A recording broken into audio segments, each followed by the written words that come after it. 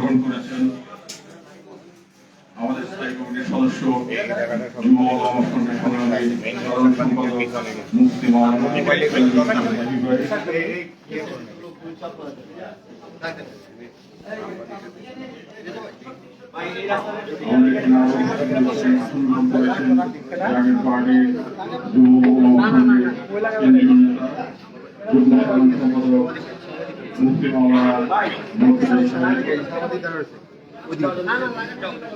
সম্মানিত অতিথিবৃন্দ, কিছুক্ষণের মধ্যেই আমাদের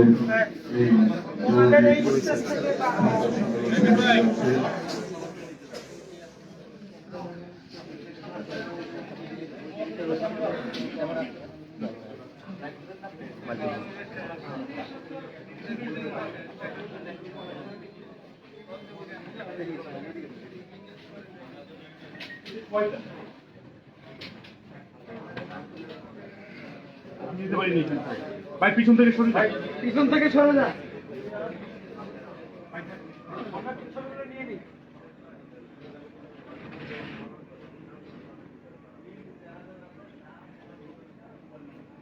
এবং দূর থেকে দেশ এবং প্রবাস থেকে যে যেখান থেকে দেখতেছেন সবাই বেশি বেশি শেয়ার করে দেবেন।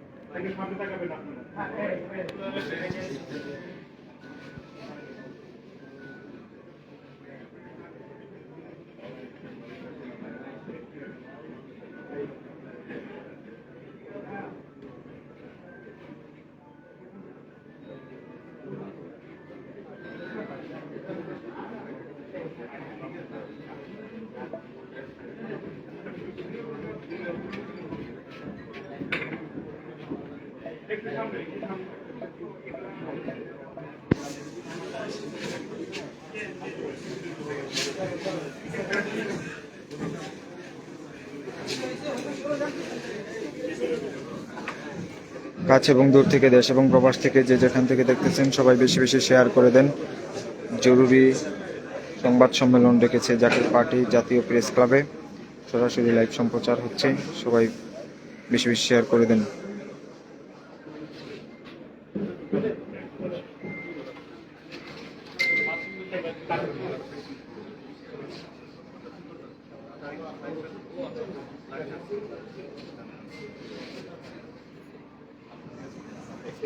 সামনের দিকে হ্যাঁ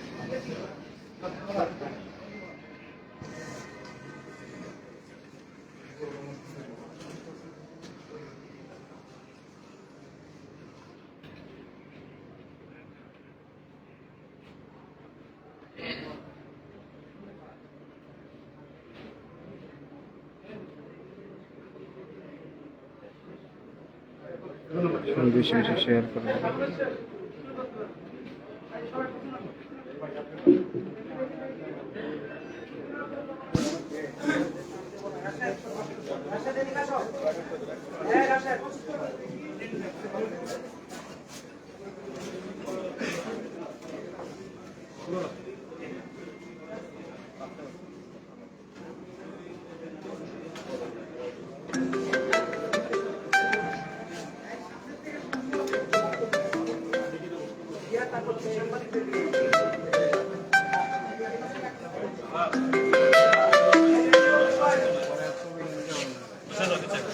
বিসমিল্লাহিররহমানিররহিম। জাতীয় পার্টির জরুরি সংবাদ সম্মেলনে আগত সাংবাদিক ভাই বোনেরা, জাতীয় পার্টির কেন্দ্রীয় নেতৃবৃন্দ, জাতীয় পার্টির পক্ষ থেকে আসসালামু আলাইকুম। এখনই আমাদের আজকের এই জরুরি সংবাদ সম্মেলন আনুষ্ঠানিকভাবে শুরু হতে যাচ্ছে। আমাদের জরুরি সংবাদ সম্মেলনে এখন লিখিত বক্তব্য পাঠ করবেন জাতীয় পার্টির সম্মানিত মহাসচিব জননেতা জনাব শামীম হায়দার। এখন আপনাদের সামনে লিখিত বক্তব্য পাঠ করবেন জাতীয় পার্টির সম্মানিত মহাসচিব জনাব শামীম হায়দার।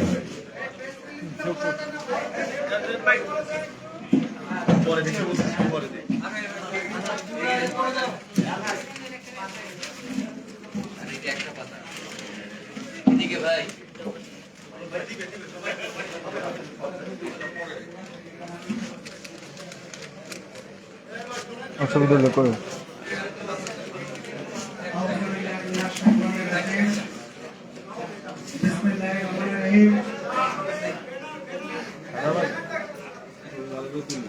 আজকে জাতীয় পার্টির জরুরি সংবাদ সম্মেলনের শুরুতে জাতীয় পার্টির মহান প্রতিষ্ঠাতা বিশ্বলী হযরত মাওলানা শাহ সুফি খাজা ফরিদপুরের রহমতুল্লাহ আলাইহির সাহিত্যে শ্রদ্ধা করে স্মরণ করছি। আজকের এই জরুরি সংবাদ সম্মেলনে মাত্র 4 ঘন্টার আহ্বানে electronic media, print media, online media থেকে আপনারা যেভাবে এখানে উপস্থিত হলেন, সেজন্য আমরা আপনাদের প্রতি জাতীয় পার্টির পক্ষ থেকে আন্তরিক কৃতজ্ঞতা এবং ধন্যবাদ জ্ঞাপন করছি। প্রিয় সাংবাদিকবৃন্দ, আসসালামু আলাইকুম ওয়া রাহমাতুল্লাহি ওয়া বারাকাতুহু। যাদের আত্মত্যাগ ও অবদানে আমরা নতুন বাংলাদেশ পেলাম, শহীদ আবু সাইদ সহ সেই সকল বীর শহীদদের শ্রদ্ধা করে স্মরণ করছি। সেই সাথে জাতীয় পার্টি ছাত্র ফ্রন্টের 2 শহীদ ফারহান ফায়াজ ও জুয়েলকে শ্রদ্ধার সাথে স্মরণ করি। আজ গভীর পরিতাপ এবং উদ্বেগের বিষয়, ছাত্র জনতার ঐতিহাসিক গণ অভ্যুত্থানের অভূতপূর্ব বিজয়কে ভিন্ন খাতে প্রবাহিত করা এবং এর সামগ্রিক অর্জনকে নস্যাৎ করার অনভিপ্রেত দুরভিসন্ধিমূলক ঘটনার অবতারণা চলছে। মুক্ত স্বাধীন নতুন বাংলাদেশ যখন সকলের ঐক্যবদ্ধ প্রচেষ্টায় এগিয়ে যাওয়ার প্রতীক্ষায়, সে সময় হঠাৎ করে বিনা মেঘে বজ্রপাতের মতো অলি আউলিয়াগণের মাজার শরীফে হামলা, ভাঙচুর, অগ্নিসংযোগ করা হচ্ছে, যা অত্যন্ত ন্যাক্কারজনক। ইসলামের প্রকৃত আদর্শ অমীয় রূপ সুধারক পরিপন্থী, অত্যন্তপূর্ণ চরম বিদ্বেষ ও ঘৃণা ছড়ানো উগ্রবাদী এ সকল হামলা দেশের নবী প্রেমিক, অলি প্রেমিক, মাজার প্রেমিক কয়েক কোটি তৌহিদি মানুষের শ্রদ্ধা, ভালোবাসা, অনুরাগ ও অনুভূতিকে চরমভাবে ক্ষত বিক্ষত করছে। গতকাল রাতে সিলেটে হযরত শাহপরান রহমতুল্লাহ আলাইহি সাহেবের মাজারে সংঘর্ষ হয়েছে, লোকজন হতাহত হয়েছে। ইতিমধ্যেই মাজার বিরোধীরা গোপন পরিকল্পনা করছে আগামীকাল 11 সেপ্টেম্বর 2024 তারা জাকের পার্টির মহান প্রতিষ্ঠাতা এবং জাকের পার্টির চেয়ারম্যান মোস্তফা আমির ফয়সাল সাহেবের পিতা বিশ্বলী হযরত মাওলানা শাহ সুফি খাজা ফরিদপুরের রহমতুল্লাহ আলাইহি সাহেবের মাজার শরীফে হামলা করবে। একটা বিষয় অবশ্যই মনে রাখতে হবে, হযরত শাহজালাল রহমতুল্লাহ আলাইহি, হযরত শাহপরান রহমতুল্লাহ আলাইহি কখনোই শরীয়তের বাইরে কোনো কিছু করেননি, কাউকে করতেও বলেননি। এখন ভক্ত অনুরাগীদের কেউ যদি শরীয়ত বিরোধী কাজ করে, তার দায়িত্ব তো অলি আউলিয়াগণের উপরে বর্তায় না। যারা লঙ্ঘন করে তাদের শাস্তি হতে পারে, কিন্তু যিনি ইসলামের প্রচারক, সেই অলির মাজারে তো কেউ হামলা করতে পারে না। প্রিয় সাংবাদিক ভাইয়েরা, হাজার বছরের আবহমান বাংলাদেশে ইসলাম প্রবেশ করেছে হযরত শাহজালাল রহমতুল্লাহ আলাইহি, হযরত শাহপরান রহমতুল্লাহ আলাইহি সাহেবের মাধ্যমে। এদেশে ইসলামের সুশীতল ধারার সূচনা তিনাদের আগমনে। তারপর কয়েক শত বছরে ইসলামের মহান প্রচারক ও সংস্কারকদের মাধ্যমে দেশ জুড়ে ইসলাম আরো ব্যাপকভাবে প্রসার ও বিকাশ লাভ করেছে। ইসলামী দেশে সিংহ দ্বার দিয়ে নয়, খিড়কি পথে প্রবেশ করেছে। তারই ফলশ্রুতিতে বাংলাদেশ আর শতকরা 92% মুসলমানের দেশ। অথচ যারা এদেশে ইসলাম আনলেন, তাদের মাজার শরীফেই মুসলমান নামধারী সংঘবদ্ধ এক শ্রেণীর ব্যক্তি বিশেষের অত্যন্ত গুরুত্বপূর্ণ উগ্রবাদী মহড়া হচ্ছে। 71-এর স্বাধীনতা লাভের পরে দশকের পর দশকে সরকার প্রধান, তার পরিষদ, বিরোধী দলীয় প্রধান সহ তার রাজনৈতিক সহকর্মী এবং বিভিন্ন রাজনৈতিক ব্যক্তিবর্গ অলিয়া উলিয়াগণের মাজার শরীফ জিয়ারত করে রাজনৈতিক সভা সমাবেশ ও নির্বাচনী কর্মকাণ্ড সূচনা করেছেন। নির্বাচনে বিজয় লাভের পরে অলিয়া উলিয়াগণের মাজার শরীফ জিয়ারত করেছেন এমন নজিরও অনেক রয়েছে। আর শান্তিপ্রিয় জনসাধারণ মাজার জিয়ারতে অনাবিল শান্তি লাভ করে থাকেন। প্রসঙ্গত, মাজার হলো জিয়ারতের স্থান। শুধু বাংলাদেশ নয়, ভারত, পাকিস্তান, ইরান, ইরাক, মিশর, তুরস্ক সহ অনেক দেশে অলিয়া উলিয়াগণের মাজার আছে। সেসব দেশে প্রতিদিনই সেখানে জিয়ারত পিয়াসী অগণিত মানুষের সমাগম হয়। সে সকল দেশে অলিয়া উলিয়াগণের প্রতি কি এমন বেয়াদবি ও ঔদ্ধত্যপূর্ণ আচরণ করা হয়? হামলা ও ভাঙচুর, অগ্নিসংযোগ করা হয়? এখানে বলতেই হয়, শরীয়ত সম্মতভাবে আমরা জাকের পার্টি মাজার জিয়ারত করি, তবে কোন ধরনের শিরকের সাথে জাকের পার্টি যুক্ত নয়। আর মাজারে স্পষ্টতই বলা আছে সিজদা করা নিষেধ। আরেকটি বিষয় শ্রদ্ধার সাথে বলতে হয়, শহীদ রাষ্ট্রপতি জিয়াউর রহমানের সমাধিস্থলে জিয়ারত হচ্ছে না, ভবিষ্যতে কি এখানেও বাধা দেওয়া হবে? জাকের পার্টির মহান প্রতিষ্ঠাতা বিশ্ব আলী হযরত মাওলানা শাহ সুফি খাজা ফরিদপুরি রহমতুল্লাহ আলাইহি সাহেব কখনো শরীয়তের এক চুল বাইরে যান নাই।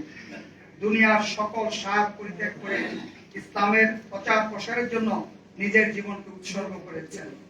মনে রাখতে হবে, শান্ত, স্নিগ্ধ, একতা, সাম্য, সৌহার্দ্য, সম্প্রীতি, সৌভ্রাতৃত্ব, পরমত সহিষ্ণুতা ও উদারনৈতিক আদর্শ সুরভির